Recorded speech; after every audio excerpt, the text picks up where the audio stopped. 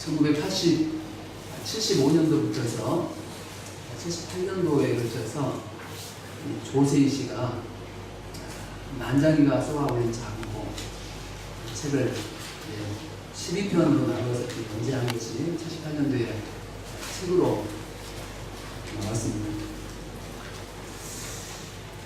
그 책을 보면 난장이가 사는 집 주소가 나와 있는데 서울특별시 낙원구 행복동입니다. 우리가 수수께끼 많이 내잖아요. 개미 여기는 어딘지인가? 개미의 주소가 들어가요? 개미의 주소라고 하죠. 허리도 가늘군 만지면 부러지리 뭐 이렇게 이야기하잖아요. 이 난장이가 사는 마을이 낙원구 행복동입니다.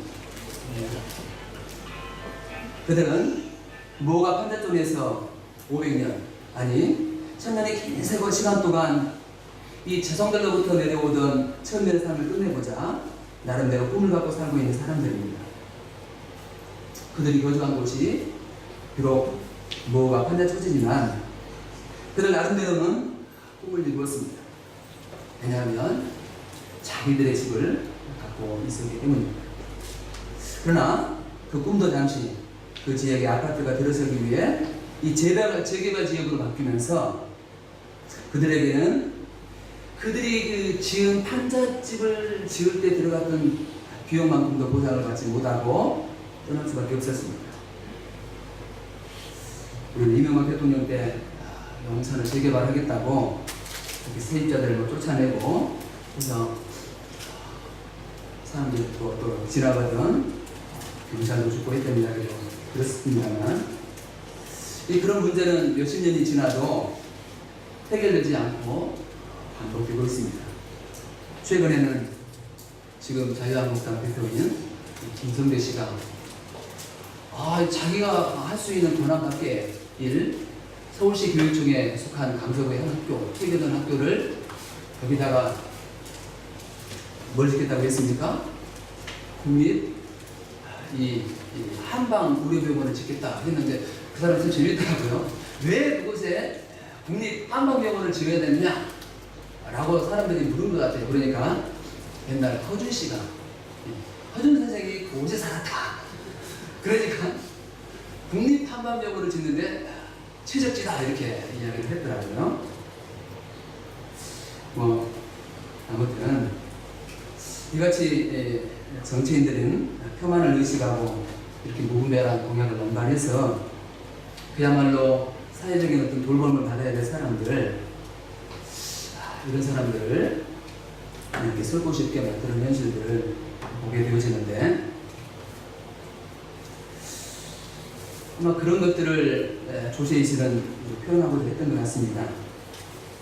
난장이는 그 가족이 이제 달나라에서 살겠다라고 어떤 꿈을 가지고 공을 쌓아 올리는데 그 공은 쇠로동 국리에서 금세 땅에 떨어지고 말지요.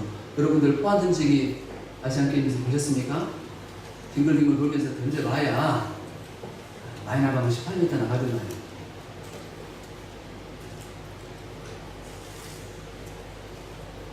이런 세상의 고조리는 이제 그 난장이가 쏘아 올린 작은 공에서 보면 처음에 나오는 게 메비우스띠잖아요. 메비우스띠는 어떻게 생긴지 알죠? 이렇게 직사각형으로 된 어떤 면이라고 해야 될까요? 그것을 꼬아서 붙이게 되어지면 분명히 붙이게 되는 두 면이었는데 한 면만 있잖아요. 도무지 이 돌파구가 없고 해결되어지지 않는 그런 사회적인 문제를 고발하고 싶었는지 모르겠습니다. 그런데 오늘 우리가 읽은 이 본문에도 난장이라고 말하기까지는 좀 뭐한지 모르겠습니다. 아무튼 이 키가 작은 사람이 한 사람 등장합니다. 이 사람을 소개하고 있는데 특별히 이 사람이 가지고 있는 지위는 세리장이고 또 부자다 라고 했습니다. 우리가 누가복음을 읽어보면 예수님께서 많은 비유들을 하시는데 그 비유들은 좀 연결되어 있어요. 그냥 그 비유만으로 끝나는 것이 아니라 가령 이 15장 16장을 읽어보면 이 불의한 청지기 비유 나오잖아요. 그 불의한 청지기가 주인의 제사를 막 허비하지 않습니까?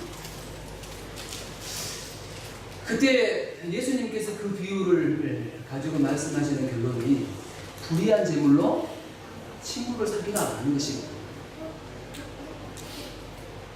그때 불의한 제물이라고 하는 것은 불법적으로 얻은 제물을 말하는 게 아니라 본래 제물이라고 하는 것은 우리 것이 아니잖아요. 우리에게 맡겨진 제물이지.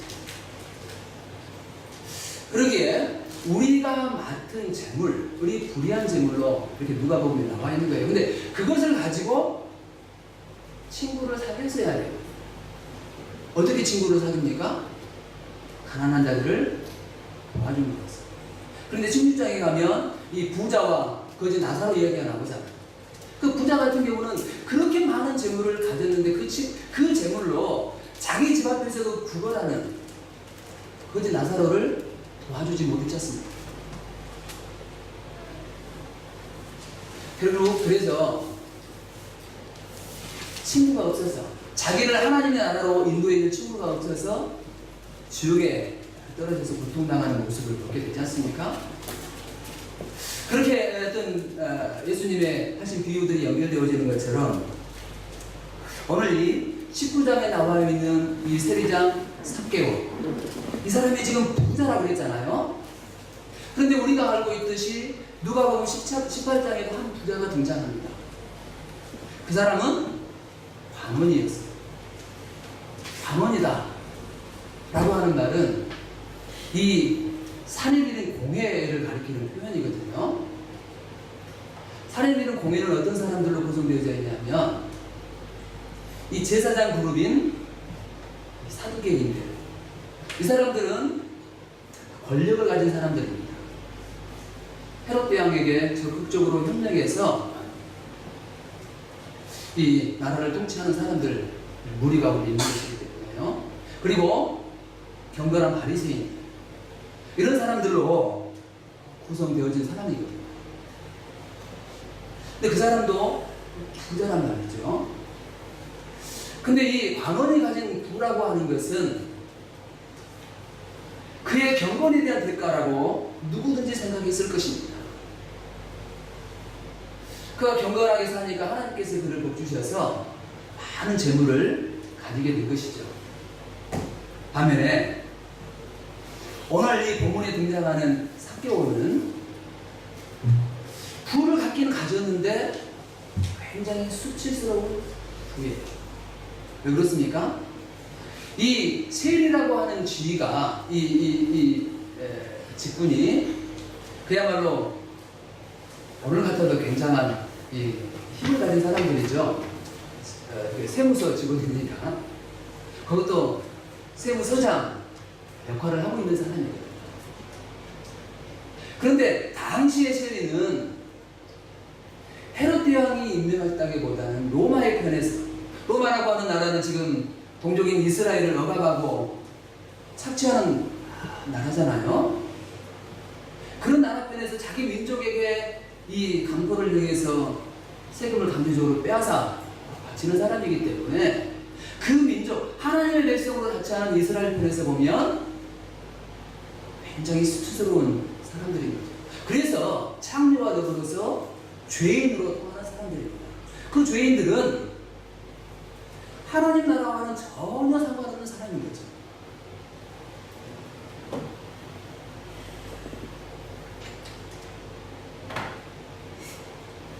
이 18장을 보면 28절에 예수님의 제자들은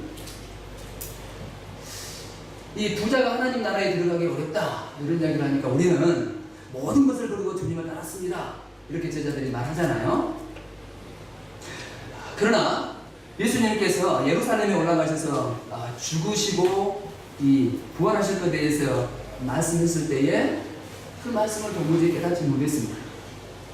그러나 이 18장 35절에서 43절에 나와 있는 이야기를 보면 한 소명이 등장을 합니다. 이 소명은 앞을 못 본 사람이잖아요. 예수님의 모습도 본 적이 없었을 것이에요. 그런데 예수님이 지나가신다는 이야기를 듣고 예수님이 누구인지로 고백하는데 다윗의 자손이에요 라고 고백을 합니다.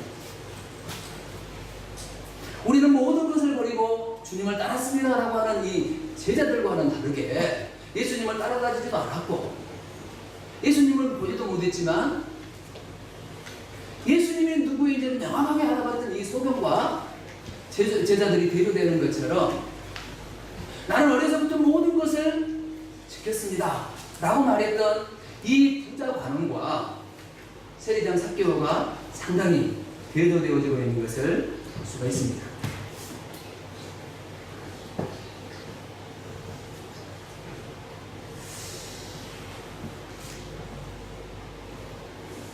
우리가 이 부자 관원과 이 삭개오의 모습에서 이 부자는 하나님 나라에 들어가기가 어려운데 얼마만큼 어렵다고요? 이 낙타가 바늘구멍에 들어가는 것보다 더 어렵다고 그랬으니까 이건 뭐 상상할 수가 없는 일이죠. 그 말을 들었던 모든 사람들은 다 낙담할 수밖에 없었어요. 그렇다면 누가 하나님 나라에 들어갈 수 있겠는가? 그때 예수님이 하신 말씀이 뭐예요? 사람으로서는 할 수가 없대.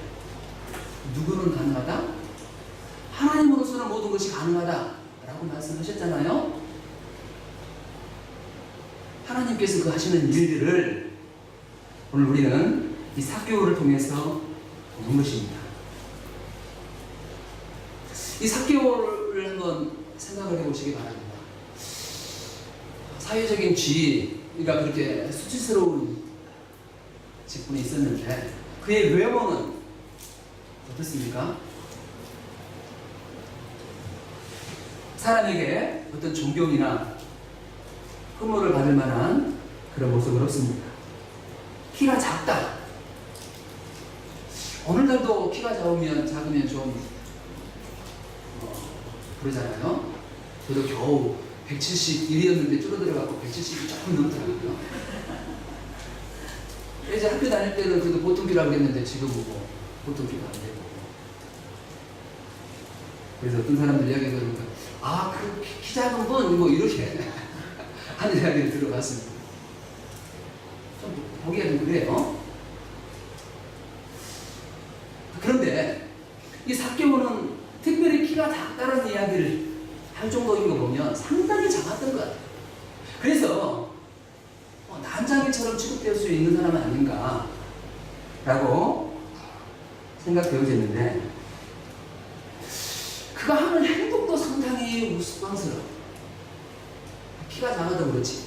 그래도 세리장인데 예수님이 지나간다는 이야기를 듣고 예수님을 보겠다고 막 기웃기웃 되지 않았겠습니까? 근데 앞에 서 있는 사람들이 다 커요. 그저께 순천시에 그 푸드 아트 페스티벌 했잖아요. 서커스 하는 사람들이 있길래 좀 보려고 했더니 키가 작아서 도무지 볼 수가 없더만. 삭개오도 그래서 아마 이 돌무화과 나무 위에 올라갔던 것 같아요. 이 돌무화과 나무는 일반 무화과보다 열매도 작게 열리고 아주 그야말로 쫙쫙한 열매예요. 그런데 그곳에 또 사람도 작은 사람까지 올라가고 참 보기에 민망해요. 우리가 지금 그런 모습을 한번 생각해 보십시오. 아마 그 모습을 본 사람들이 삭개오를 보면서 무슨 말을 했을까요? 하는 짓이 그러지 않았을까요?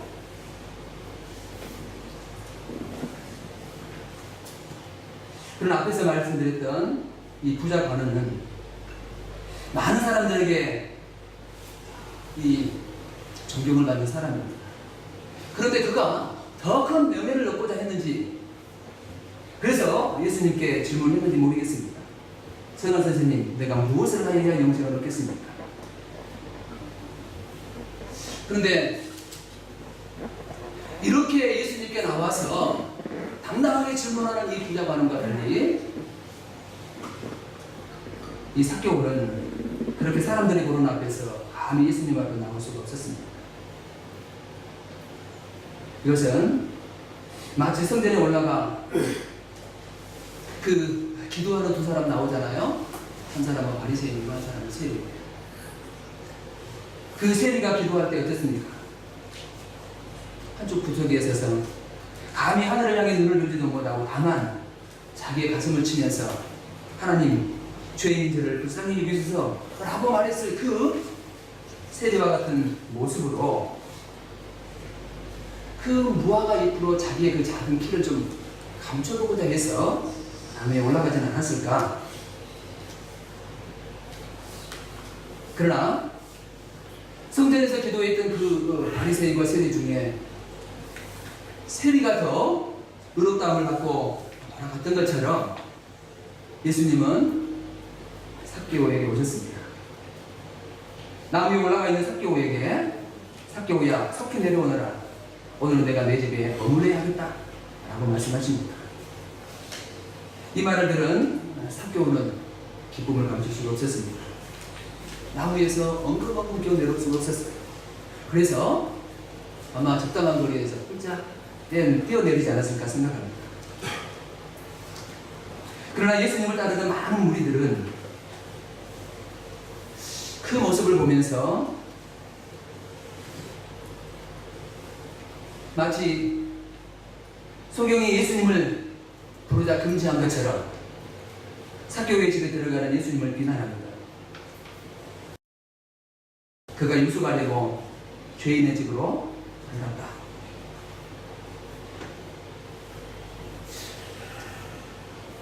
죄인의 집으로 들어갔다. 사람들은 끼리끼리 논다 그러잖아요.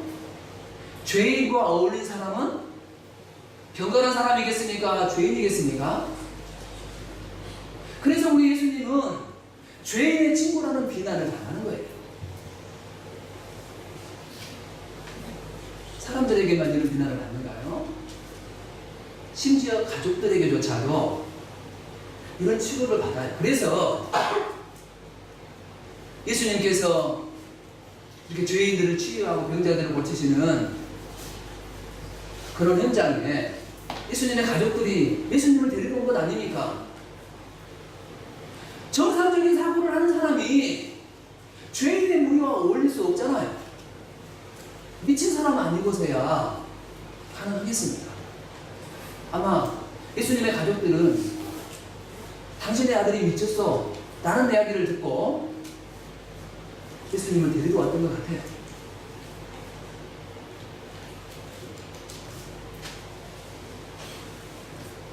이 삭개오의 집에 들어가는 예수님을 지켜보던 많은 사람들, 그들은 아마 집어넣게 못 준다 라는 어떤 말을 하면서 예수님을 비난했는지 모르겠습니다. 그러나 사람들의 그런 비난이 뭐가 문제가 됩니까? 예수님은 잃어버린 자를 찾아 구원하러 오셨는데 말입니다. 예수님은 이미 누가복음 5장에 보면 당신들은 왜 세리들, 죄인들과 함께 먹고 마십니까? 라고 물었던 바리새인들과 서기관들의 불평과 비난에 이렇게 말씀하십니다. 건강한 이들에게는 의사가 필요 없으나 병자들에게는 필요하다. 나는 의인들을 부르는 것이 아니라 죄인들을 불러 회개시키러 왔다 라고 말씀하시죠. 부자 관원은 자신의 의를 내세웠지만 가진 것을 팔아 가난한 자들에게 나눠주고 와서 나를 따르라 하는 예수님의 말씀에 근심하면서 돌아갔습니다. 그러나 세리장으로서 모든 민족에게 비난을 받는 이 삭개오는 예수님께서 자기 집에 들어오신다는 그 이야기를 듣고 어떻게 말을 하는가요? 주님, 오셔서 제 소유의 절반을 가난한 자들에게 주겠습니다. 또 제가 누구의 것을 착취한 것이 있다면 4배로 받겠습니다 라고 말을 합니다. 예수님은 부자가 하늘나라에 들어가기가 낙타가 바늘귀로 들어가는 것보다 어렵기 때문에 사람들에게는 도무지 불가능한 일이지만 사람들에게 불가능한 그 일을 하나님께서 하신다 말씀하셨습니다. 그런데 보십시오. 그 사람들에게 불가능했던 일이 하나님을 통해서 이루어진 것입니다. 예수님께서 삭개오에게 찾아오니까 바로 도무지 죄인으로서 구원받을 수 없었던 그 삭개오가 이 사람도 아브라함의 아득당 안 하는 선언을 듣는단 말이죠. 그래서 이 삭개오는 이렇게 사람이 할 수 없는 일을 하나님이 하신다라고 하는 그 일에 대한 증거가 됩니다. 사람들의 관념으로는 도무지 이해할 수 없고 바뀔 수 없는 일이 하나님에 의해서 이루어졌습니다. 아까 앞에서 말씀드렸던 이 난장에 쏘아 올린 작은 공을 통해서 이 조세희 씨는 도무지 이 시대가 가지고 있는 사회적인 부조리는 바뀌지 않는다. 이것은 수백 년, 수천 년 동안 이렇게 지름되어 왔다라고 하는 것들을 말을 하면서 낙담했는지 모르겠습니다. 도무지 이 세상에서는 희망이 없다라고 생각했는지 모르겠습니다. 그러나 우리 성도들은 아무리 세상이 그렇다 할지라도 결코 낙담하거나 자명할 필요가 없습니다. 사람에게는 불가능한 그 일을 하나님께서 하시기 때문입니다. 우리 예수님은 사람들이 외면하고 비난하고 조롱하는 그런 사람들을 찾아서 구원하러 오셨고 오늘 우리들을 택하여 하나님의 백성으로 삼으셨습니다. 비록 우리가 이 세상에 난장이처럼 작은 사람이라 할지라도 우리가 던지는 공은 그 땅에 떨어지는 쇠공이 아닙니다.